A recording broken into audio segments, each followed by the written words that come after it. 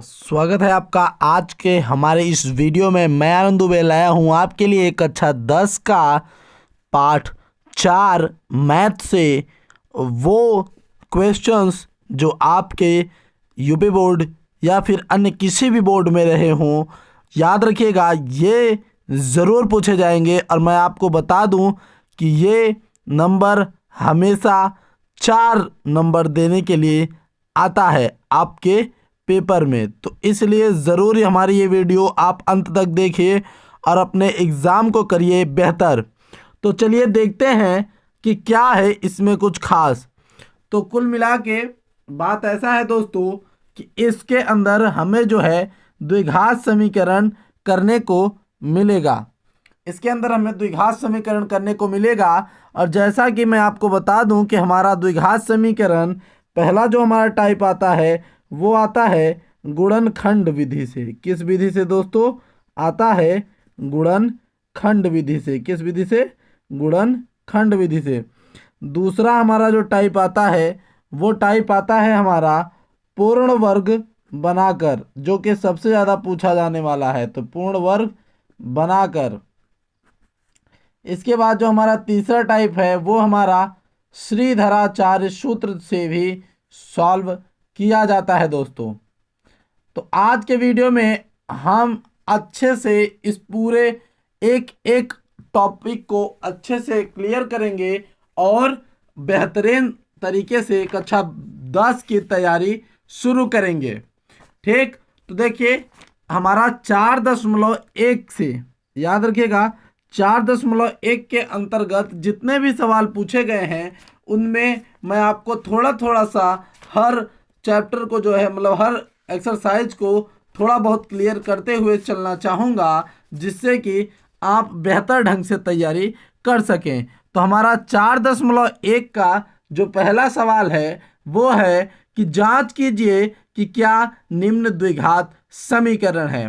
तो सबसे पहले अगर बात की जाए कि द्विघात समीकरण होता क्या है, तो दोस्तों अगर बात की जाए कि द्विघात समीकरण होता क्या है, कि द्विघात समीकरण होता क्या है, तो इसके ऊपर अगर हम प्रकाश डालें तो ध्यान से समझने का प्रयास करिए दोस्तों कि जिस समीकरण का सबसे बड़ा घात 2 हो वो द्विघात समीकरण कहलाएगा। यानी इसके अंतर्गत जो ये 2 होगा, यानी ये घात समीकरण 2 होना चाहिए सबसे बड़ा, तो ऐसा समीकरण द्विघात समीकरण कहलाता है। और याद रखिएगा दोस्तों, अगर कहीं पे आप ऐसा देखते हैं कि यक्स पे घाते 4 प्लस यक्स पे पावर 5, यक्स पे पावर 10 आदि और प्लस यक्स पे पावर 2 भी रहे, तो याद रखिएगा ऐसे समीकरण को हम लोग 10 घात का समीकरण कहेंगे। क्योंकि इसकी सबसे बड़ी घात 10 है तो ये 10 घात का समीकरण कहलाएगा। तो आप तो बिल्कुल अच्छे से समझ गए होंगे कि कौन सा द्विघात का समीकरण होता है।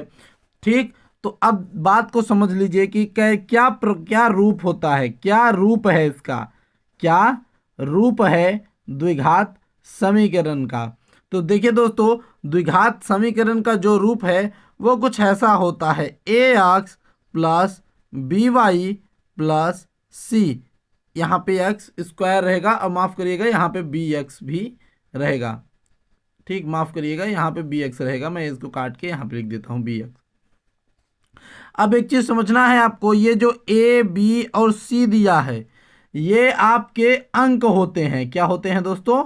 अंक होते हैं। और इसमें जो ये एक्स स्क्वायर होगा ये एक्स स्क्वायर होगा और ये वाई ऐसे होगा। जैसे हमारा एक ले लेते हैं 3x square plus 4x plus 1। आप इस तरीके से इसमें देखिए, इसमें a का मान जो है भाई वो 3 है, जो b का मान है वो 4 है और जो c का मान है वो 1 है।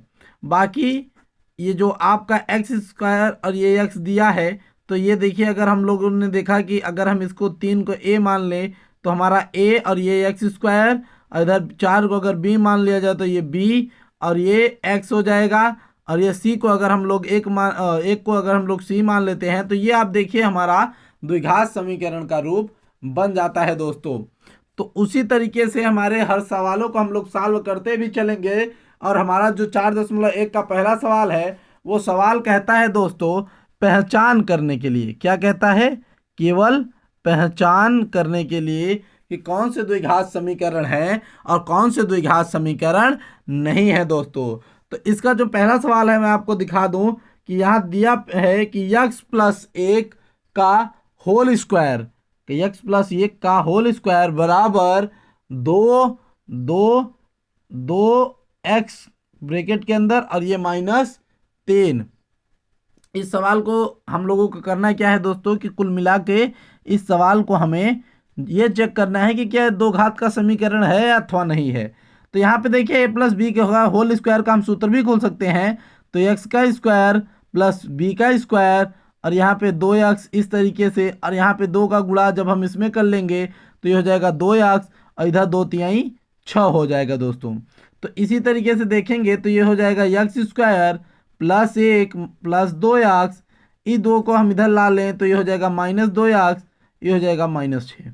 प्लस 2 से 1 कट कैंसिल होता है और याद रखिएगा ये प्लस और ये माइनस और ये दोनों के दोनों जो होते हैं भैया का होंगे घट जाएंगे।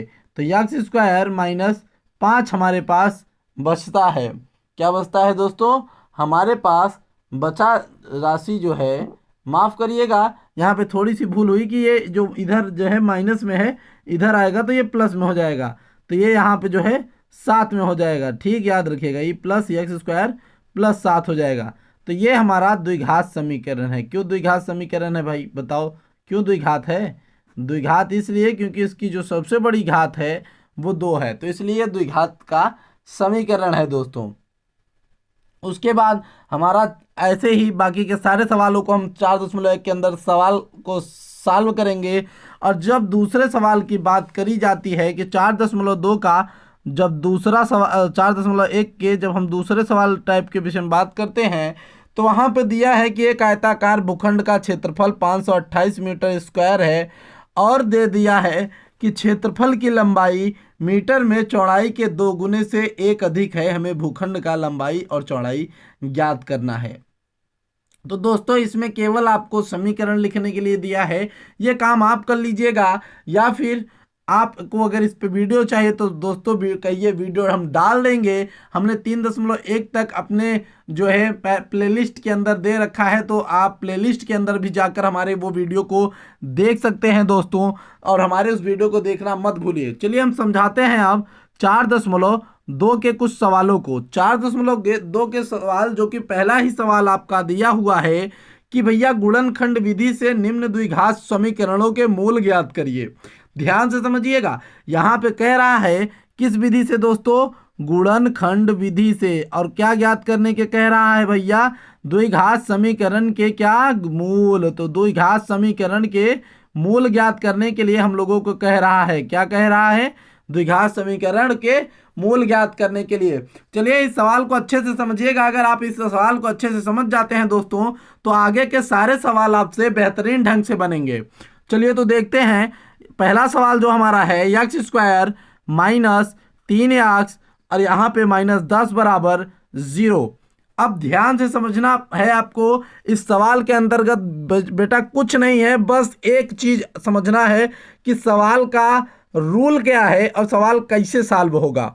तो ध्यान से समझने का प्रयास करिए, हमें कुछ यहाँ पे जो है समझना पड़ेगा। तो ये देखिए मैं आपको समझने के लिए कह रहा हूँ, ठीक, याद रखिएगा हमें समझना है, इसे अपने दिमाग के अंदर समझना है। क्या समझना है कि a का मान जो है हमारा 1 है, b का मान हमारा 3 है और c का मान हमारा 10 है। जैसा कि मैंने ऊपर बताया है, जैसा कि मैंने ऊपर यहाँ पे देखिए बताया था आपको, ठीक उसी तरीके से।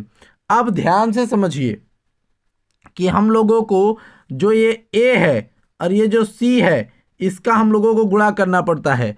यानी यहाँ पे a का मान क्या है भाई, 1 है, तो 1 और c का मान 10 है, तो इसको हमको गुणा करना पड़ेगा। तो 1 गुणते 10 बराबर होता है 10। अब आप एक मज़े वाली बात समझिए कि अब जो a और c के गुणा से आएगा वो जोड़ने या घटाने पे b के बराबर होना चाहिए, ठीक ऐसा होना चाहिए।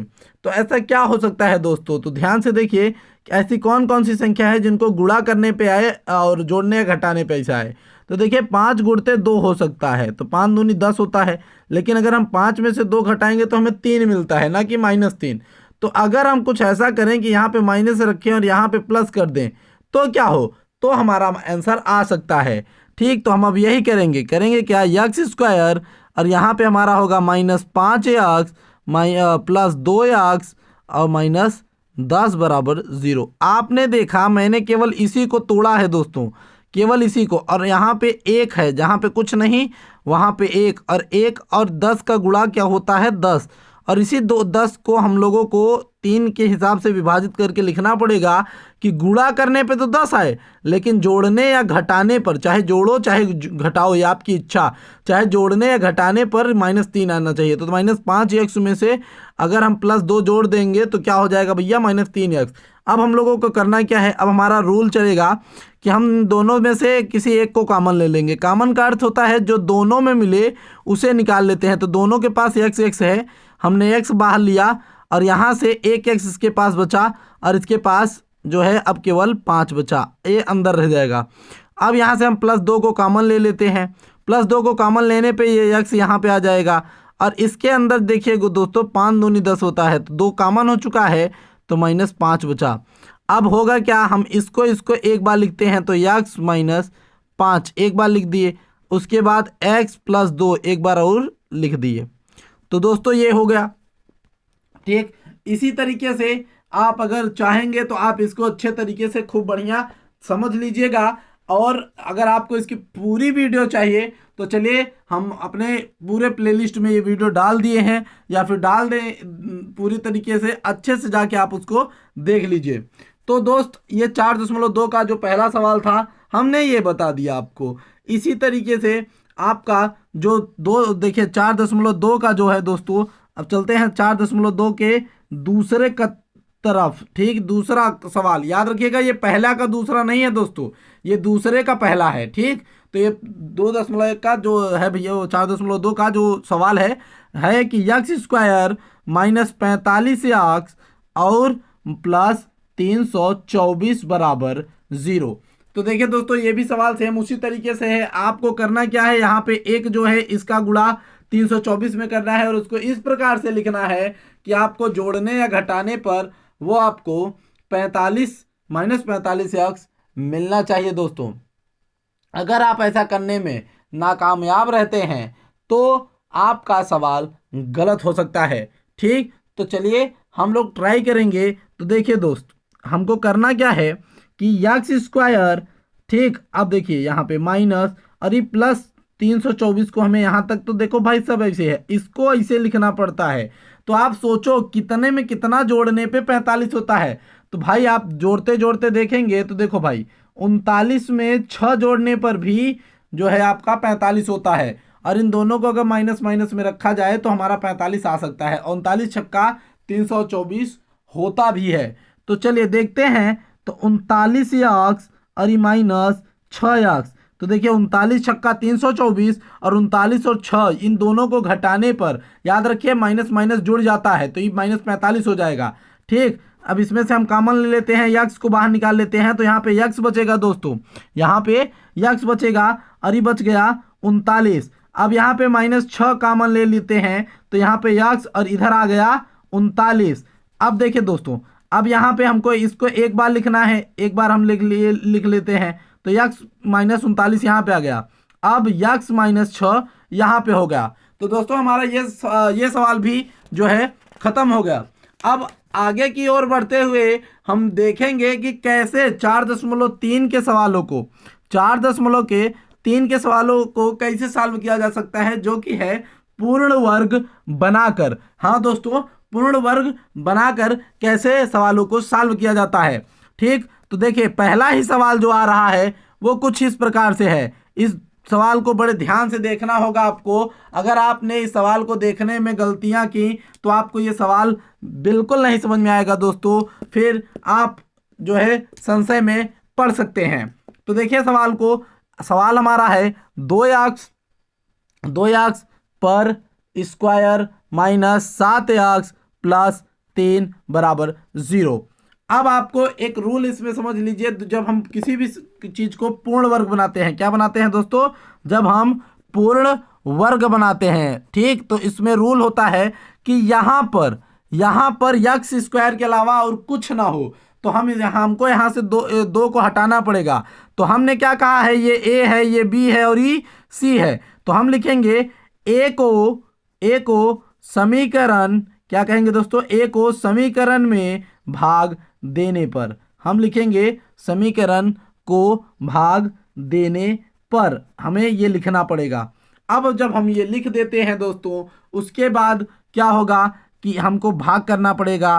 तो हम देखते हैं कि यहाँ पे 2x² बटा 2 माइनस 7x बटा 2 प्लस 3/2 बराबर 0, ऐसा होता है। अब यहाँ पे आप देखेंगे ये इससे कट जाएगा, तो ये आंसर इधर आ जाता है आपका x² माइनस 7x बटा 2। अब याद रखिएगा हमको इस प्लस 3 को, यानी ये जो c है, c को हमें बराबर के इधर भेजना पड़ेगा, तो ये हमने उधर भेज दिया है दोस्तों, याद रखिएगा। अब आपको अगला यहाँ पे एक रूल लगाना पड़ेगा, जो रूल ये है कि हमें b बटा 2a का होल स्क्वायर को जो है दोनों पक्ष में, यानी दोनों पक्ष में जोड़ना होगा। क्या करना होगा, दोनों पक्ष में जोड़ना होगा। क्या करना पड़ेगा दोस्तों, दोनों पक्ष में जोड़ना होगा, ठीक, जोड़ने पर। अब हम दोनों पक्ष को जोड़ते हैं, तो एक बात अब ध्यान से समझने का प्रयास करिए, मैं आपको यहाँ पे समझाने का प्रयास करता हूँ कि b क्या है। तो b का वैल्यू यहाँ पे देखिए दोस्तों 7 है, अभी -7 मत देखिएगा दोस्तों, ठीक, तो यहाँ पे 7 है, और 2 को 2 लिख देते हैं। a का वैल्यू कितना है दोस्तों, 2 है, तो याद रखिए, अब ये होल स्क्वायर है। अब देखिए यहाँ पे क्या होता है, 7 7 ये हो गया आपका 49, और 2 दूनी 4, और 4 का ये वाला स्क्वायर हो जाएगा 16, तो 49/16 हमको दोनों तरफ जोड़ना होगा, ठीक है। तो अब देखिए x² माइनस 7x, देखिए x², माफ करिएगा, मैंने काफ़ी चीज़ें यहाँ पे जो है हाइड कर ली थी, मैंने ध्यान नहीं दिया इस बात पे। तो देखिए दोस्तों, एक बार फिर से मैं आपको समझा देता हूँ यहाँ नीचे कि 2x² हमारा, ये देखिए भाई, इसको जो है हमने a को, ठीक, a को समीकरण में भाग देने पर a का वैल्यू 2 था, इसलिए हमने सब में 2 से भाग कर दिया, ई वाला इससे कट गया, उसके बाद हमारे पास इतना आंसर आया। उसके बाद हमको अब अगला रूल लिखना है कि हमें b/2a का होल स्क्वायर को दोनों पक्ष में जोड़ना होगा। उसके बाद देखिए हमने यहाँ पर b² निकाला, तो भैया देखो b का मान 7 था और a का मान 2 था, और सूत्र के हिसाब से इस 7 2 गुणते 2 बना, और इसका स्क्वायर जो होता है 49/16 होता है। अब हमको करना क्या है, हमको अपने समीकरण के अंदर हमको बस इसी 49/16 को दोनों तरफ जोड़ना है। क्या करना है, दोनों तरफ जोड़ना है। अब हम जोड़ते हैं, अब जब हम जोड़ते हैं दोस्तों, तो देखिए हमारे पास कुछ मान प्राप्त होंगे, हमें कुछ मान प्राप्त होंगे, तो ध्यान से समझिएगा। यहाँ पे हम 8 से गुणा करेंगे, 8 से गुणा इसलिए दोस्तों क्योंकि हमें इसको बराबर करना है। वैसे भी आप इतने समझदार तो होंगे ही कि आपको ये बातें समझ में आएंगी, और अगर नहीं आती हैं दोस्तों तो आप हमारे फ्रैक्शंस के वीडियो भी देख सकते हैं, ठीक। अब देखिए ये हो गया आपका 8 तिरिक 24, और ये हो गया +49, और ये 8 दूनी 16, 16 की वजह से दोनों नीचे आ गए। अब दोस्तों अगर आप बुरा न माने तो हम इधर थोड़ा सा लिख सकते हैं, तो आपको बस करना क्या है, आप देखते रहिए हमारे इस वीडियो को, बाकी आपको समझ में आता चला जाएगा। x² माइनस 7x बटा 2, अभी हम इधर कुछ कर नहीं रहे हैं, 49/16 बराबर, अब आप इधर देख सकते हैं दोस्तों, अब इधर हमारा जो बच रहा है वो आ रहा है 25/16। अब आपको यहाँ पर एक रूल लगाना है, यहाँ पे मैं आपको बता रहा हूँ, आपको a + b का होल स्क्वायर या फिर a - b का होल स्क्वायर लिखना पड़ता है। इसी को पूर्ण वर्ग बनाना कहते हैं दोस्तों, इसी को पूर्ण वर्ग बनाना कहते हैं। आप बात को समझने का प्रयास करिए, a² + b² और प्लस 2ab, या फिर a² + b² - 2ab के रूप में आपको लिखा होगा, ठीक, और आपको इसमें कन्वर्ट करना है। मैं आपको एक शानदार ट्रिक यहाँ पे देने वाला हूँ, काफ़ी बच्चों को यहाँ पे समझ नहीं आता है, मैं आपको यहाँ पे शानदार ट्रिक बताने वाला हूँ। आपको लिखना क्या है, आपको एक बार केवल ये वाला x लिखना है, उसके बाद दोस्तों आपने क्या लिखना है, जो ये हमने निकाला है, याद रखिएगा, ये यानी 7/4 4, याद रखिएगा अगर इन यहाँ पे आपको माइनस दिख जाता है तो आपको माइनस ही लगाना है, तो 7/4 लिख के होल स्क्वायर ठेल दीजिए। ठीक, याद रखिएगा कुल मिला के मेरे कहने का ये अर्थ है दोस्तों कि आपको b/2a रखना है। ठीक, या फिर अगर आप समझदार होंगे तो आप ऐसे भी समझ सकते हैं कि ये जो है इसका फार्मूला लिखा हुआ है। अगर आप ये समझते हैं तो आप बेहतर समझ सकते हैं। ठीक, तो अब देखिए, अब हम इधर पूरी तरीके से 25/16 लिख चुके हैं। अब आप समझने का प्रयास करिए, मैं इधर स्क्वायर हटा रहा हूं, मैं इधर दोस्तों स्क्वायर हटा रहा हूं, और जैसा ही मैंने इधर x माइनस 7/4 किया, इधर आके करड़ी ज्वाइंट हो गई। अब इसको जब हमने करड़ी के बाहर निकाला तो ये x माइनस 7/4 और इधर प्लस माइनस करके 5/4 ऐसे करके निकल आया। प्लस माइनस क्यों दोस्तों? क्योंकि करणी का रूल होता है कि जब करणी के बाहर कोई संख्या जाती है तो वो प्लस और माइनस दोनों में जाती है। अब हम इधर इधर 2 ब्रैकेट बना लेते हैं, मतलब 2 खाने बना लेते हैं। अब दोनों तरफ हमें मान निकालने पड़ेंगे, एक तरफ इसको हमको प्लस लेना पड़ेगा, एक तरफ इसको माइनस लेना पड़ेगा। तो हम इस तरफ इसको जो है एक बार माइनस में ले लेते हैं और इधर एक बार इसको प्लस में ले लेते हैं। तो अब बात को समझिएगा, ये जो यक्स है, ये यक्स यानी ये जो हमारा ये वाला संख्या है -7/4, अगर हम यक्स के उधर भेजेंगे तो ये प्लस में जाएगा। बिल्कुल दोस्तों, ये प्लस में जाएगा। किस में जाएगा दोस्तों? ये प्लस में जाएगा। बिल्कुल आप समझ रहे होंगे। तो एक तरफ x का मान आ रहा है 12/4 यानी x बराबर 3, और एक तरफ आ रहा है मान 7 में से 5 गए तो यहाँ पे आता है 2/4 यानी 1/2। तो ये एक मान आ गया 1/2। तो दोस्तों हमारे सारे के सारे सवाल इसी तरीके से हल होते चले जाएंगे। याद रखिएगा, उसके बाद आपको देगा कि द्विघात समीकरण को जो है दोस्तों आपको कह देगा कि द्विघात समीकरण को सूत्रों से सॉल्व करिए। इसी के प्रश्न नंबर 2 के अंतर्गत आपको बता दिया गया है कि आपको दोस्तों इसको जो है सूत्रों के माध्यम से सॉल्व करना पड़ेगा। ठीक, क्या करना पड़ेगा दोस्तों? सूत्रों के माध्यम से सॉल्व करना पड़ेगा। तो चलिए हम सूत्रों के माध्यम से भी सॉल्व कर लेते हैं भाई, क्योंकि आनंद जब हम हैं साथ तो डरने की क्या बात, आनंद दुबे के साथ। चलिए देखते हैं। तो ये पहला हमारा सवाल जो आ रहा है कि 2x स्क्वायर और दोस्तों 7x प्लस 3 बराबर 0, और दोस्तों कह रहा है कि इसको हमें सूत्र से हल करना पड़ेगा। किससे हल करना पड़ेगा दोस्तों? सूत्र से हल करना पड़ेगा। लेकिन एक बात याद रखिएगा, इसमें यह भी कह दिया है कि भाई देखो, आपको इसके अंतर्गत आपको थोड़ा जो है विविक्तकर का सूत्र अलग है दोस्तों, वो भी स्क्वायर माइनस 4ac है। लेकिन जब बात कर रहा है सूत्र की, तो याद रखिएगा आपको कुल मिलाकर आपको सीधा सूत्र लगाकर ही सवाल करना पड़ेगा, और विविक्तकर का सूत्र लगा के आप ज्ञात कर सकते हैं दोस्तों, इससे ज़्यादा बेहतर और कुछ नहीं। ठीक, तो कुल मिला के आप ये समझने का प्रयास करिए कि हमें इसका सूत्र लगाना है। और कौन सा सूत्र लगाना है दोस्तों? इसको सॉल्व करने के लिए हमें श्रीधराचार्य सूत्र लगाना है। कौन सा सूत्र लगेगा? श्रीधराचार्य सूत्र। ठीक दोस्तों, याद रखिएगा। अब चलते हैं, आपको दिखाते हैं कि सूत्र क्या है। तो बस एक चीज समझ लीजिए, इस सवाल को करने के लिए सबसे पहले इसका स्टेप जो है वो ये है कि यह ax² प्लस bx और प्लस c बराबर 0 से तुलना करने पर ये लाइन आपको लिखनी पड़ेगी दोस्तों। ये लाइन आपको लिखनी ही पड़ेगी, क्योंकि आप जैसे ही ये लिखेंगे तो आपको a का मान 2 मिल जाता है। ठीक है दोस्तों, तो a का मान आपको 2 मिल जाता है, b का मान आपको -7 मिल जाता है, c का मान आपको 3 मिल जाता है। फिर इसके बाद आपको वो सूत्र लिखना पड़ेगा, वो सूत्र जिसका है इंतजार। ठीक, तो ये सूत्र है -b प्लस माइनस, मतलब करणी के अंदर b² - 4ac और अपान के 2a।